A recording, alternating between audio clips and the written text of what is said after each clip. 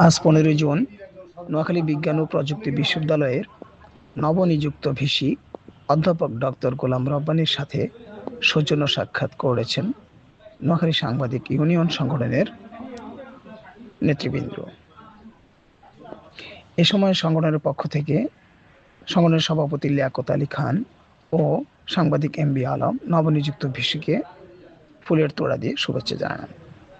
অত্র বিদ্যালয়ের হল রুমে আয়োজিত সংক্ষিপ্ত সভায় ভিসি অধ্যাপক গোলাম রব্বানী বলেন, আমাদের প্রাণপ্রিয় প্রধানমন্ত্রী তারেক রহমানের নীতি আর আদর্শকে ধারণ করে আমি শিক্ষা প্রতিষ্ঠান পরিচালনা করে আসছি।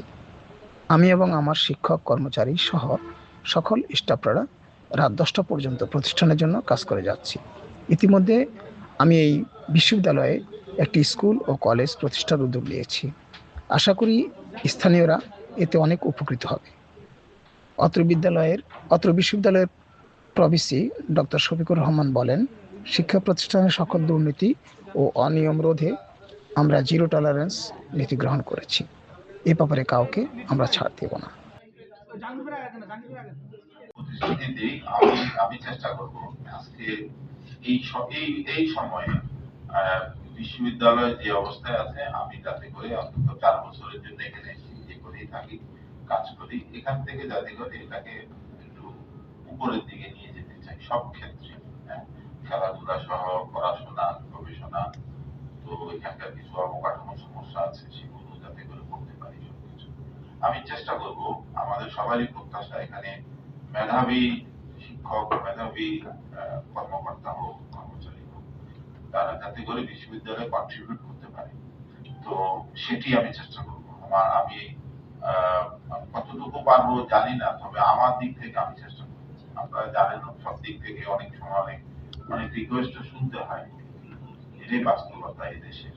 তারপরে আমি সবকিছুর ঊর্ধ্বে থেকে আমি চাইবো যে একটু মেধাকে গুরুত্ব দিতে, কারণ একজন শিক্ষক 40 বছর কন্ট্রিবিউট করে, সে যদি মেধা যদি তার কমতি থাকে তাহলে আমরা জাতি ক্ষতিগ্রস্ত হয়, বিশ্ববিদ্যালয় ক্ষতিগ্রস্ত হয়, এটা আমরা বুঝি। এটা তো সেটি চেষ্টা করব, এই এলাকার মানুষদের গুরুত্ব দেওয়ার চেষ্টা করব, তাদেরও কন্ট্রিবিউশন আছে এখানে।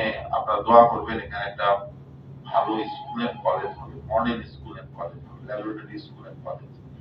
তো আমাদের জমি নিয়ে এক একর জমি নিয়ে একটু সমস্যা আছে, এটা মিটে যাবে, মিটে গেছে অলরেডি। আমাদের এমপি মহোদয় যথেষ্ট কন্ট্রিবিউট করছেন। এটা স্কুল এন্ড কলেজ হলে আপনাদের এখানে কিন্তু এই যে আমি মনে করি এটা ভবিষ্যতে নোয়াখালীর একটা সেরা স্কুল এন্ড কলেজ হবে এখানে, মনে রাখবেন। আমি হয়তো থাকবো না, কিন্তু আপনারা হয়তো আমরা যদি চেষ্টা করি, আমরা প্রশাসন এটা স্কুলটা আমাদের হাত দিয়ে হয়তো এখানে আমরা তো শুরু করে দিব, কিন্তু একদিন দূর থেকে হলেও বেঁচে থাকলেও দেখবো যে নোয়াখালীতে অবশ্যই ভালো ভালো স্কুল কলেজ আছে, কিন্তু এটা একদিন ভালো করবে, এই আমার বিশ্বাস। কারণ এটা এই প্রশাসনের মধ্যে, বিশ্ববিদ্যালয় প্রশাসনের মাধ্যমে পরিচালিত হবে। তো এই বিশ্ববিদ্যালয় ভালো করবে, আরো ভালো করবে, এই স্কুল কলেজও হবে। তো আপনাদের আর কথা বাড়াই না, আপনারা আমাকে সহযোগিতা করবেন।